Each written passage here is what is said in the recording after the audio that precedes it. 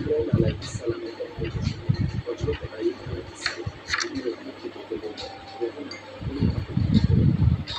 শয়তান তোমার ব্যাপারে আমাকে মিথ্যা সংবাদ শুনিয়ে বিভ্রান্ত করেছিল, যা আমি বুঝতে সক্ষম হইনি।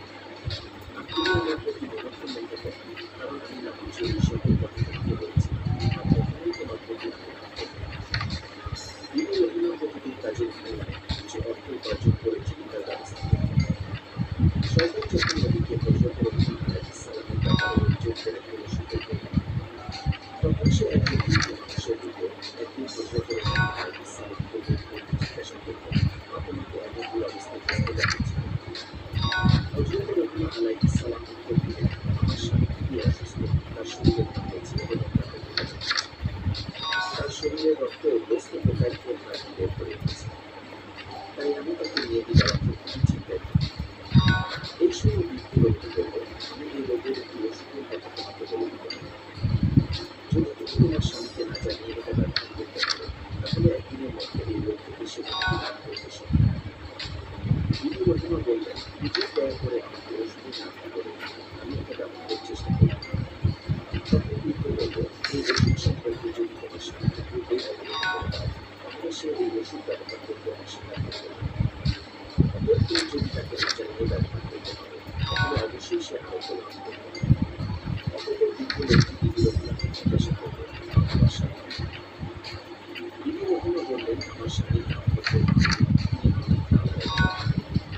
প্রথম জীবনে তিনি খুবই সম্পদশালী ছিলেন। পরবর্তীতে আল্লাহ রাব্বুল আলামিন তাকে বিভিন্ন বালা মুসিবত দিয়ে পরীক্ষা করেছেন এবং তিনি গরিব হয়ে যান। শয়তান বিবি রহিমার কথা শুনে বলল, তাকে যখন গ্রামের মানুষেরা গ্রাম থেকে বের করে দিয়েছিল, তখন আমি তাকে একবার দেখেছিলাম, তার জন্য আমার কাছে অভিযোগ করে যাচ্ছে। বিবি রহিমা বললেন, হুজুর দয়া করে তাহলে আমাকে সেই ওষুধটি প্রদান করুন। তখন বৃদ্ধ লোকটি বলল, তুমি এখানে একটু অপেক্ষা করো, আমি ওষুধ এনে আপনাকে দিচ্ছি। এই কথা বলে বৃদ্ধ লোকটি চলে গেল।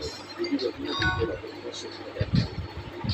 কিছু সময় পর বৃদ্ধ লোকটি এক বোতল পানি জাতীয় ওষুধ এবং এক প্রকারের বস্তু জাতীয় ওষুধ রহিম আলাইহিস সালামের দিকে রেখেছিল। শয়তান রহিমার হাতে বলতে শুরু করে বলল, এই ওষুধ তার শরীরে লাগাবে এবং বস্তু জাতীয় ওষুধগুলো বলল, এটা বিনা করে তার কাছে দিল, তাহলে দেখবে তার নারী দেহে দুই পার্শ্ব ফলাফল সুস্থ হয়ে গেছে। এভাবে পরে দিনে লাগালে 2 দিনের মধ্যে তিনি আরোগ্য লাভ করবেন। হযরত আইয়ুব আলাইহিস সালাম আল্লাহর এবং আমাদের পথ প্রদর্শক, তার গুণ আমাদের প্রাণে গভীর আকর্ষণ করেছে। অতএব তার সামান্য প্রদান করতে পারলে নিজেকে ভালো মনে করবে না। আমি তার একজন গভীর ভক্ত, কিন্তু শত্রুদের সম্পর্কে বিরোধিতা ধারণা আমি তার কোনো খোঁজ খবর নিতে পারি না। তবে আগামীতে আমি তার কাছে গিয়ে দেখা করব। এই ধরনের লম্বা বক্তৃতা দিয়ে শয়তান বিবি রহিমার আস্থা অর্জন করে সেখান থেকে বিদায় গ্রহণ করল।